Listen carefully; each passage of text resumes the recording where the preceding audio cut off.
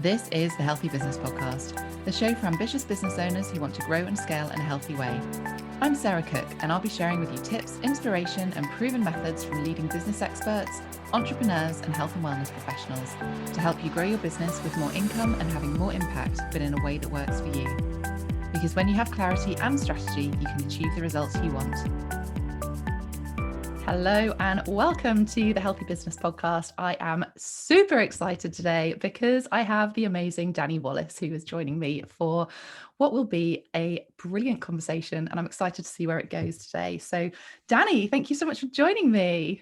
Sarah, when you said, did I want to come on your podcast? I was like, yeah, I do. I can't wait to come and talk to you about this because you have taught me so much in the time that we've spent together when we've been hanging out. So I can't wait to just have a chat with you in this space as well about all things healthy business. Oh, I love having conversations with people on this podcast because I never really know where they're going to go, but also means that I get to connect with amazing human beings like yourself. So it's exciting. Yeah, it is. Anything can happen. You've got me on your podcast.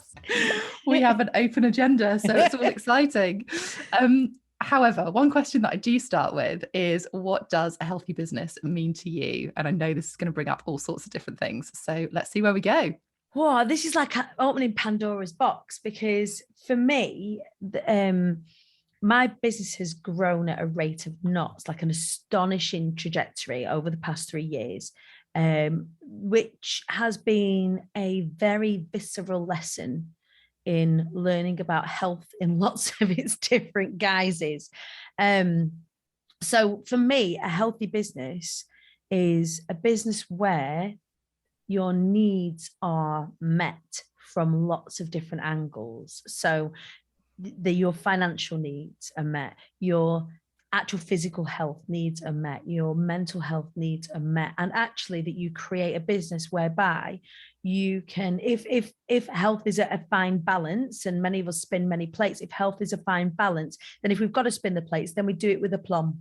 Then we do it, we do it with the right structures and crash mats in place. We do it with the right foresight. We do it with, instead of waiting until a plate wobbles, is having a routine to spin the plates where you revisit them regularly enough so that they don't wobble and they don't fall off and crash, right?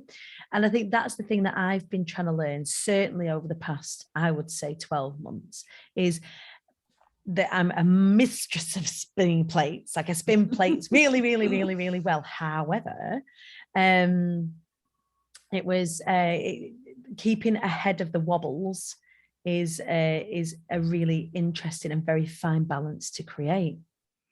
Oh, I love that. It's so true. And I think there's, when you're trying to grow and you're trying to scale your business and that happens, and then it happens maybe quicker than we expected, or something happens in our life that causes, another plate to spin even.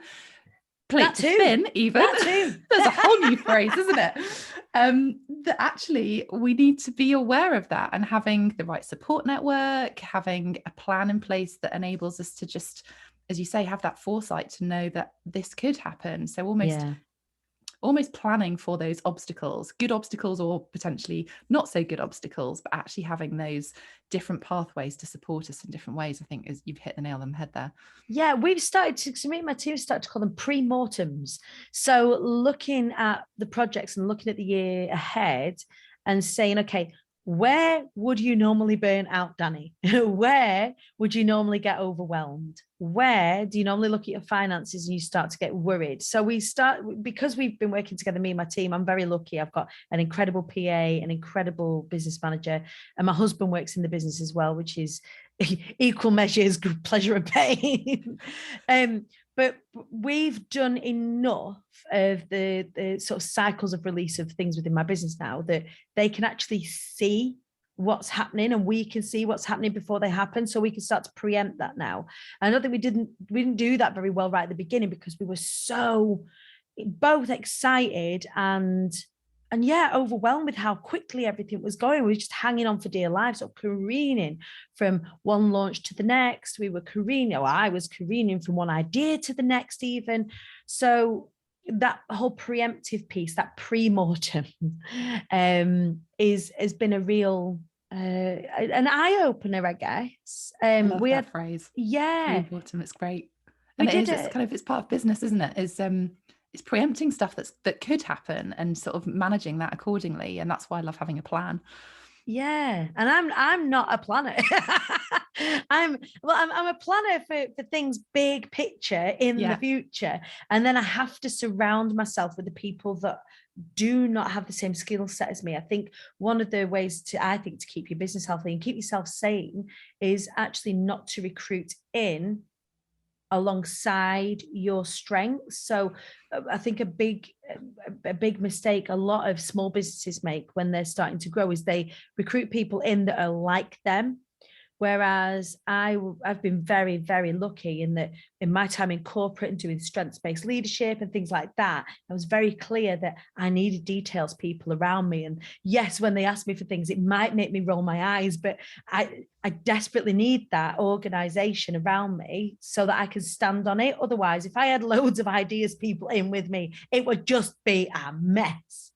Yeah, but I think that's a really important part, isn't it? Of kind of leaning into your zone of genius, leaning into your strengths, playing to those strengths, and then getting people in to support you that either you don't want to spend the time with, or actually it's going to drain your energy because you're much more of a creative ideas person, that you need people to grow that business that do different things to you, that have different zones of genius. Yeah. Yeah, totally agree. And that for me, culturally, allows me to really allow me to grow the people within my business as well. So not just the people that work with me, is like in my public speaking business or in the wider community that I run, but culturally, I think it's really important that the people that work with me have opportunities to grow and really lean into their zones of genius. So I think allowing myself to recruit like that, even though it felt a bit funny at first, like, oh, do I really want to surround myself with a lot of details people and people that are looking at the finer points of stuff? Am I going to find that trying? No, I mean, in fact, there was some really super cool, interesting people that are details people out there who are really fun to work with. They just have that zone of genius, but it allows me to really raise them up and help them grow, which is a benefit, I guess, that I wasn't expecting when I first started out. That I wanted to help other people for sure. That's the business that I'm in, right? The whole premise of showing up, wising up, and rising up is that we help people. But to be able to apply that intrinsically to the culture of my business is really important. I was just going to say there's so many parallels from how you're growing your business to actually how you help people kind of outside of that with what you do with your business of, Yeah. helping people get more visible, sharing their stories, pulling their stories out of them and giving them that confidence to get out there and be themselves and stay true to that as well, which is exactly what you're trying to build within your business to support you do that, which is just perfect.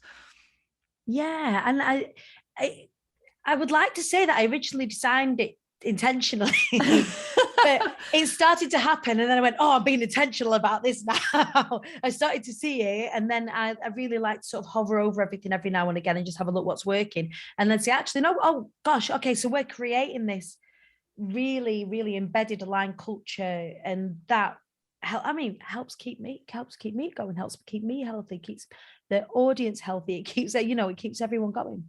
Yeah, let's dive into that a bit more actually, because I think more so from being aligned, feeling aligned, but helping people to be in their zone of genius. Your story from way back when is all about you being in your zone of genius and you showing up when you needed to be and yeah, kind of sticking to that and now helping other people. So if you're happy to share, I'd love to. I know people find your story fascinating. And I think for listeners that are listening to this and feeling a bit stuck maybe and thinking, okay, it's all well and good. You've grown your business, you've scaled it, you've now got a team around you. I'm Yeah, just feeling ta-da, it's dead stuck. easy for you now. Yeah, exactly. Hooray. It's really easy to kind of look up at people and think, and I probably was the same years ago as well, and going, yeah, it's all right for you. I am literally stuck and I don't quite know what to do. Yeah. But you've been in that position. And I know many of us have been in that position of just feeling stuck. But I think yours was, your story is kind of is so fascinating, I think, from where you've come from and kind of now what you're doing and helping people who potentially are feeling a bit stuck as well. So happy to share that a little bit.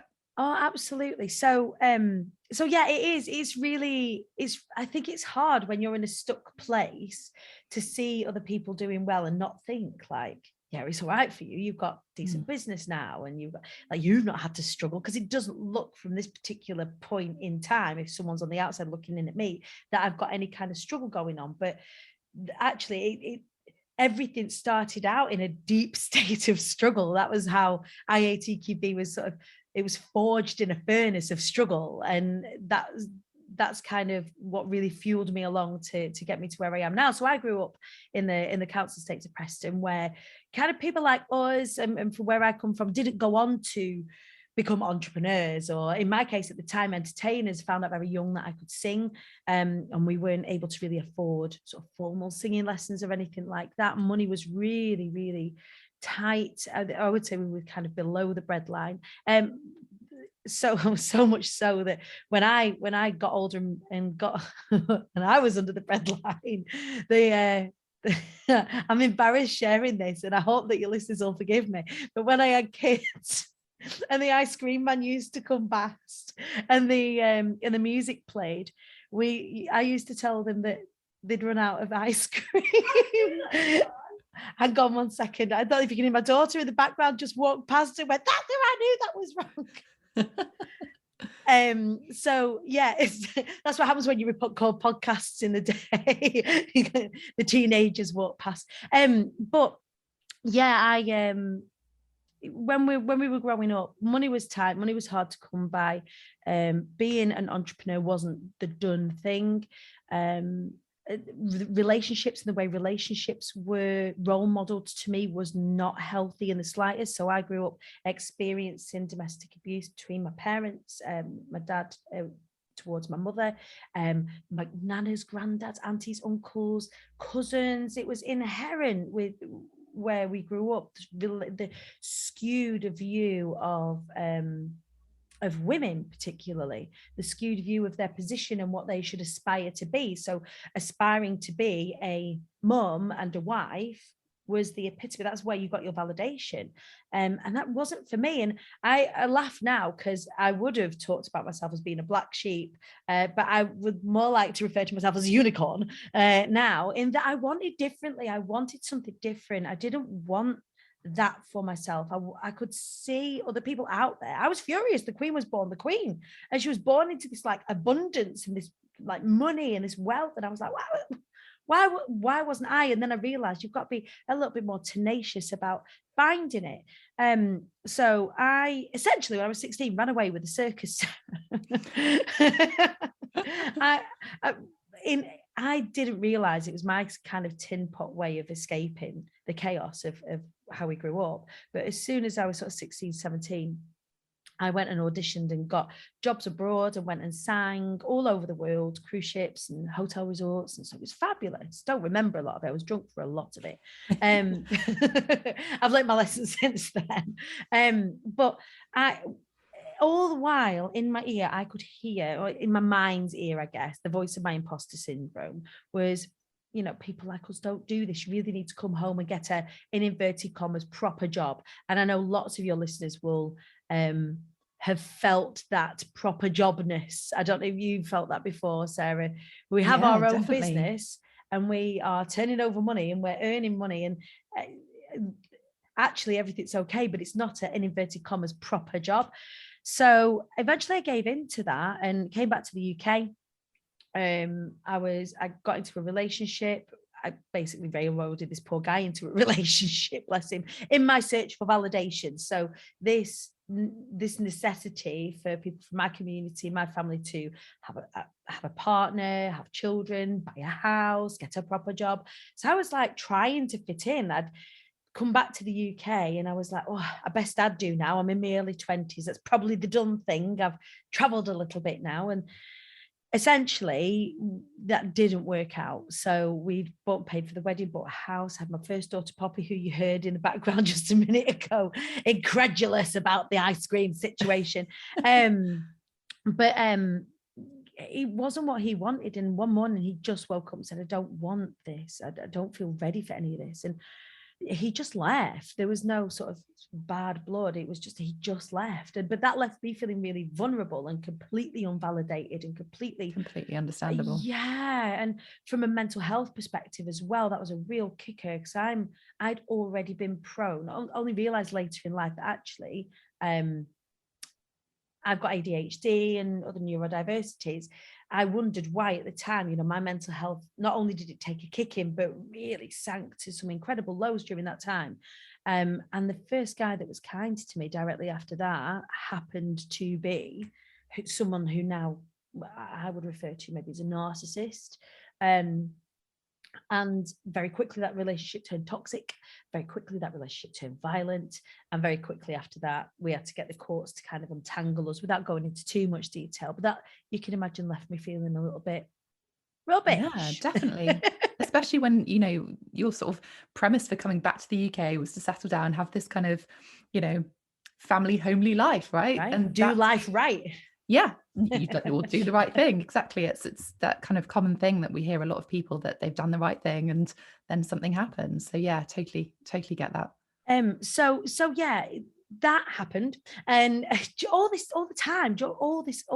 time that this is happening, I've got this really great corporate job on the surface. So I'd started to work for a company called the Parfum Warehouse. And it was in the time of the rise of the contact centres, when contact centres were like kind of the factory of the early noughties, right? Everybody worked at a contact centre of a certain age. And this is kind of around 2006. And so I goes to work, I came back to the UK, started to work in a contact centre, very quickly realised that I could swap the stage for a stage. And by that, I mean, I was able to perform in my customer services roles, my sales roles. And that was noticed very quickly. And so I ended up moving into the learning development function of these brilliant global brands that I've been able to work for. So on the surface, to the outsider looking in, I looked like I had it made. I had this really good job, heading into senior level or training senior level managers, directors. And actually, underneath, everything was in tatters. And there was this real sort of duality that I was living in, that was, on the surface, I wanted everybody to see that I was okay. And inside, I was holding on for dear life, so much so that when I was working out of London a couple of nights a week, and at one point we were made homeless, and I'm sofa surfing with my two kids under the age of 3 between my mum's and my sister's and my friend's house. And one night I'm tucking my kids into bed, and I'd go down to London again for work.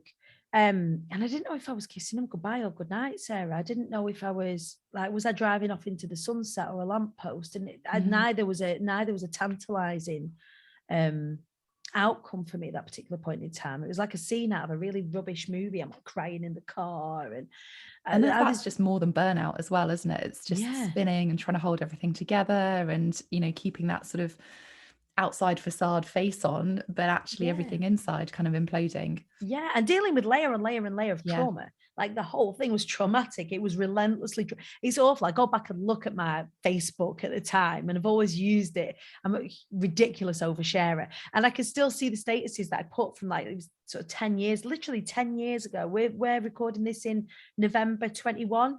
It's actually November 2011 that I was made homeless, like literally 10 years ago. I can see the statuses that I was sharing at the time, thinking, oh, I just want to reach back and hug her, bless her. Just really kind of like silently screaming into the abyss of social media, not knowing how to use it. But actually, I gained a huge amount of solace from social media and my friends on Facebook, and through sharing. So I kind of decided that night in the car that I was either life was going to continue happening to me, and that was not going to end well, or I was going to happen to life. I had to start making decisions and take responsibility for where I was going and where I was at. And so I did. And this is a very long story short, but I started to, you know, look at personal development, looking at applying all of those things. I mean, you'll know this from your time in corporate, Sarah, right? Where we're teaching everybody all these incredible things. And it's like the cobbler's shoes. The cobbler's out there making the shoes for all the people. And you look down and they've got rubbish shoes on. They've got shoes full of holes. And I started to apply these things to myself. Did you find that? Did you find that when you were working in corporate? Yeah, definitely. And I think, I was working for a healthcare company as well. And Right. I was Double on that bubble. road to corporate burnout. And it felt so disconnected of, me talking about health products and going in and selling the benefits into pharmacies and to supermarkets and things. And then there's me inside as just this kind of literally kind of burning out. I think it's so fascinating, isn't it? That if you've spent that time in corporate, it is relentless. Yeah. It does feel like that. And I think I had a similar moment to you, not in the sense of the car, being in a car, but being stuck on the sofa. And I've used that as a metaphor of being stuck on this physical or metaphorical sofa and just thinking, is this it? And kind of going, actually, if I want life to change, it's me that has to change it. If I want my business to be successful, it's me that has to put the work in. And yes, it's about surrounding yourself. And we've talked about that earlier with the right team and, people who don't have the same skill set as you, because you need that to help you grow. But ultimately, it sits with you, doesn't it? If you want to make a change, my lovely saying of kind of be more, do more, feel more. If you want Yes. that, it has to come back to you. It has to come back to that, you wanting to make a change. And even if you're feeling stuck, just little small steps can honestly make a huge change, especially from a mindset perspective. I think that's the first place to start. And that was taking, I needed to take some responsibility, just that. And this isn't victim blaming by any stretch of the imagination, but all roads had led me to where I was through my own volition. Like, nobody had forced me. I had made decisions about my finances. I made decisions about my relationships. I had made those decisions. And actually that became a really empowering concept. Instead of beating myself up, oh, you made those decisions and now you're here, is, oh, I get to make alternative decisions now. Yeah. And that was a real key learning point for me that I now apply in every single area of my life. Instead of, and I still get dealt blows from time to time. My dad had a terrible accident 6 years ago, and we've had to deal with that. That's a whole nother conversation for a whole other time. but actually asking myself in the moment, as much as I can, A, what am I learning? And B, what's the right thing to do? And it was, how do I take responsibility for this? What can I, maybe not even control, but what can I influence in this situation to try and make it, or take back some power over it? And I think that with that empowerment comes strength, and with that strength comes the ability to make better choices. More strength, less stress in those particular situations is helpful. And I think what that time really taught me was that resilience, that okay, pause, stop, hover over it, look, all of these lessons that I learned during that time, horrific though it was, has allowed me to, when I was ready, and I had to be ready, to light the blue touch paper and really take off with everything that I've done with the I Am the Queen Bee movement and things like Be Inspired, the programs that I run and what have you. It's allowed me to, allowing myself to take responsibility has allowed myself to heal. And that, from a health point of view, is really important, because I share my story, and I've got to have healed from my story in order to share it with you. Otherwise, you'd have had me in a terrible state telling me stories. I want to talk about, so for some people might, and goodness me, if you haven't heard about it, then you need to go and find Dani. But some people might not have heard "I am the queen bee" phrase and thinking, "Oh my goodness, that sounds quite, big and audacious." So I'd love it's to ridiculously audacious explore where that came from, because again, that is a lovely story. And I think where we're kind of leading with all of this is that actually, for you to enable you to grow your business is not just that mindset and making those decisions, but it's about being visible. It's about sharing your story. It's about not necessarily getting vulnerable, but actually, if you want to make a change, you've got to go out there and do it. And there are so many different ways to do it. But visibility has been a huge part of that for you. So I am the queen bee. What does that mean for you? So I am the queen bee. The phrase, I mean, it's audacious, isn't it? I am the queen bee. I walk into places and introduce myself, and they look at me and they go, "You what?" And then actually, when I explain it, it makes sense, because it's much less a phrase about me than it is like a gift that I like to give to other people. So as I was saying to you before, I was really annoyed that the queen was called the queen. Like, the queen was born into her particular situation. I was born into my particular situation. And through everything that has happened to me, I have learned that actually, when you take ownership and responsibility, you get to reclaim. These things are our birthright. So we live in a construct that in the UK particularly, it has a monarchy and it has a government, blah, blah, blah. But actually, we're all born human beings. And as human beings, we are entitled, it is our inalienable right to have things like good health, Like, it's an inalienable right, even though it's taken from some of us through the construct. And that's a deep conversation to get into. But as soon as we realize that we can start influencing and we have more power than we maybe are originally led to believe, that we could start taking some of that back for ourselves. So we could start reclaiming our birthright to health, to wealth, to good relationships, to good friendships, to, secure, safe housing, for example. We might have to be more tenacious about finding it. We might need to unlearn some stuff to get there. We might have to learn some new stuff to get there. But the concept of I am the Queen Bee is this reclamation statement.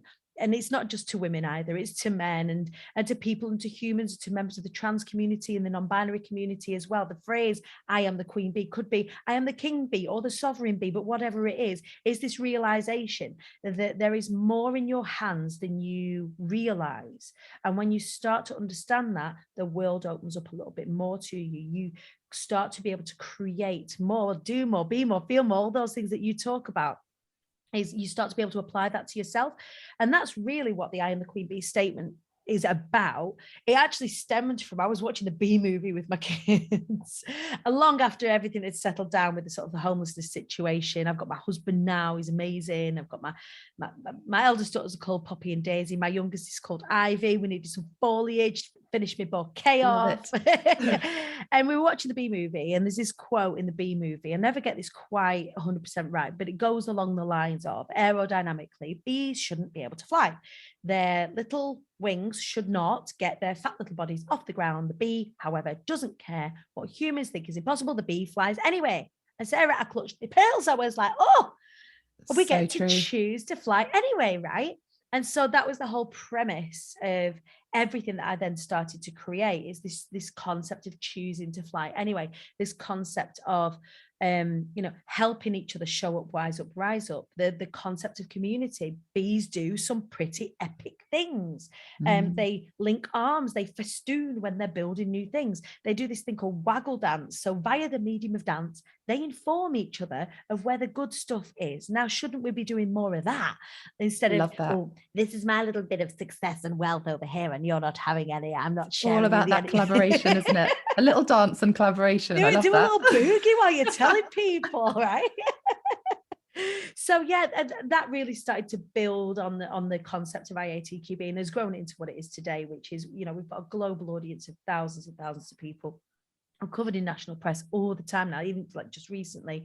And it's allowed me to, now that business is established, to kind of, I always swore that I would reach behind me and help the people that maybe were in a similar position to me. And it's allowed me now to create the Fly Anyway Foundation, which is a foundation whereby we plug business goods and services in with people who've survived domestic abuse that might have a business plan. So they'll come to the foundation with their business plan and we'll have a look at it and then plug them into business goods and services to help them fly anyway, help empower them to sort of move in the direction that they really want and reclaim all that for themselves. So it's been a bit of a journey, Sarah. Amazing. So amazing. And I love the fact that you're giving back as well. It's just, I suppose that recognition, isn't it, of where you've come from, but not trying to hide that, of kind of, this is me, I'm going to fly anyway. You've made that choice to fly anyway, but there are still people that need that support. And as we've kind of said, that even if you're feeling super stuck, so much of it is about just making that first step, whether it's asking for help, whether it's reaching out to someone, just making that first step of having a conversation, even if you don't really know where to start, of just reaching out and finding what or who or how could help you. Absolutely. And the thing is, I don't want for much. Like, since we were able to move out of where we were previously living, that wasn't particularly safe, and now we're in a place of safety. Now that we're in a place where I can start to look at, taking my family on holiday, I don't want much else. I want a nice life with my family. So then if I'm in a position to be able to help other people, then that's what I'm going to do. Yeah, and it kind of fits with the title of one of your books, doesn't it? Of kind of closed mouths don't get, I'm going to say this wrong. Closed mouths don't get fed. There we go. But it's so true, isn't it? I think there's, if you stay quiet, if you put up with stuff, then it is going to impact you, whether it's your mental health, whether it's your physical health. And you've done that through kind of visibility and kind of, obviously public speaking is kind of where you're really helping people and things, but actually, if you're not comfortable with public speaking, it's still it's still taking that first move of being visible in a way that feels comfortable to you, that feels aligned to you. Yeah, it's taking up space in the world, Sarah, I think is the thing. I think particularly, not to bang on the kind of big feminist drum sort of situation, but particularly anybody that's othered, anybody who is not a straight white middle-aged man, struggles or will have some sort of boundary around them when it comes to taking up space. And the safer that we can make it, and the more that we encourage people to allow that, and that could be taking up space like you are, like with this incredible podcast, or taking up space on social media, or even just vocalizing the things that you want in life, just saying that out of your mouth. Like if you're not talking about what it is that you do, if you're not asking for the things that you want, you're not going to get the things that you want. So it's really important for me. That's why, I particularly work, my stage experience and working within learning and development and all of that sort of stuff. It was a no-brainer for me to sit within the public speaking space, but actually helping people get out of their own way to just allow themselves to take up space is really, really important for me, which is why, I wrote my big book, the book that you can get out on the Amazon, I'm the Queen Bee, is about overcoming self-sabotage. It's not even about speaking. It's the bit before you get to speaking. It's the getting out of your own way bit. It's the bit where you start to say, actually, I'm important. I have got something to say. I've got something to share with the world. And that has become a real driving force for everything that I do now. So amazing. Such a great story. Is there anything, I mean, we've talked about a lot, and we could go into We've depth covered a lot of ground. of all sorts of different things we could delve into even further. I think self-sabotage is such an important subject that I know so many people, especially us women, where we are so over analytical, so self-critical of ourselves. We feel like we need to apologize for so many different things. And yeah, that sort of wanting, when you're juggling all of those different plates that we were talking about earlier, especially if you've got family, you feel like you're being pulled in all of these different directions, and wanting to have your own success and building up your business because that's your self-worth. That is absolutely okay. And it should be celebrated. We shouldn't have to feel guilty about that. And I know so many people, especially listeners in here, do feel that pull because they feel like they need to prioritize their family over everything. But that then impacts our health. And it kind of ties us right back into what you said earlier about your description of a healthy business, is that it needs to meet all of your needs, your financial needs, your health needs, your self-worth needs. It's all of it. So are there any tips? We'll kind of wrap it up with some tips on, if people are listening to this and kind of thinking, okay, as I said, we've talked about all sorts of different things, but people kind of just getting out of their own way, taking that step forward, not feeling stuck. What would you say to them? I'm a huge fan of, like, it's almost like pressing the eject button on my brain and journaling stuff out. And I know certainly in entrepreneurial circles, we talk about journaling a lot, but actually I really do consider it's like pressing the eject button on my fears. And I think that actually writing those down and staring them in the face is really helpful. It might sound a bit sort of masochistic, but actually, like, looking at them and staring them in the face, and then say, if somebody else, not me, was sharing with me that fear, what would I say to them? And allowing myself to externalize my overwhelm in such a way really, really helps. So I don't know, say for example, I run huge events, so big events that with lots and lots of different speakers on stage, and there's a lot of things to think about at once. It's very easy to get overwhelmed, right? So in the run up, I'm thinking about press, I'm thinking about ticket sales, I'm thinking about my delegates, I'm thinking about the people that are speaking on stage, I'm thinking about who else I'm going to get to speak on stage, I'm thinking about diversity, and lots of things. And sometimes that can get, what if I can't pull this off? What if I can't do this? And this is every time. I don't know why I do it to myself. It's every single time I do a bloody event. And you've done it for a few years now as well. It's been going a while. But every single time I get this feeling, and actually by externalizing that and even just getting it on paper, okay, what am I frightened of?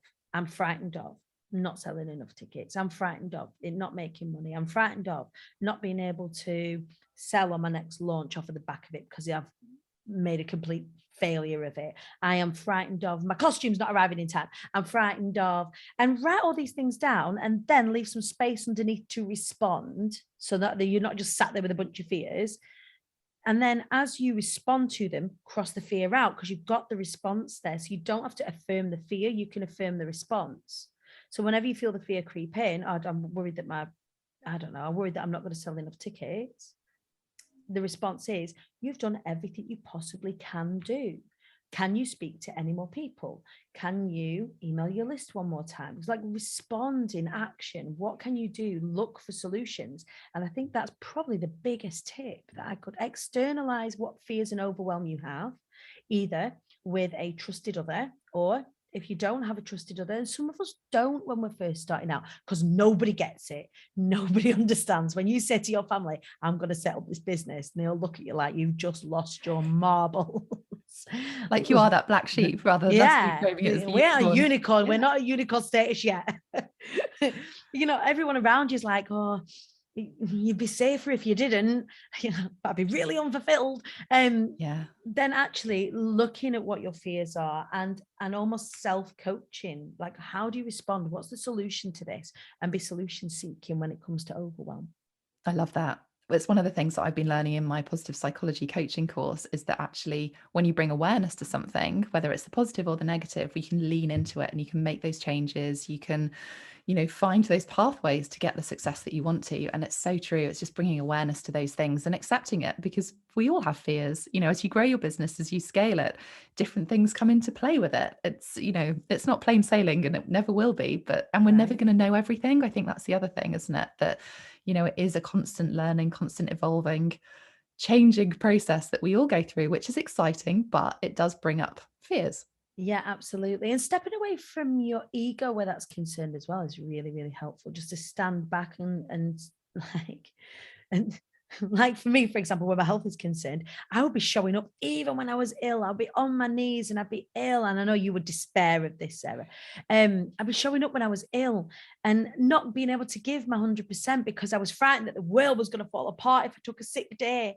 And actually, I needed to take a sick day so that I could continue working for the next 6 weeks, right? Yeah. So actually stepping aside from your ego and being like that the world isn't going to fall apart if you look after yourself so that the world doesn't fall apart, right?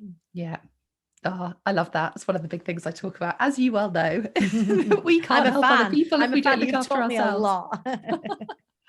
Oh, Dani, it's been amazing to talk to you. How and where can people find you if they think that they want a bit of Dani in their world? If you want a little bit of Dani in your world, you can follow me across the socials. So whatever your performance, whatever your platform of choice is. So at the Queen Bee Dani, and that's on LinkedIn, Instagram, Facebook, the Twitter.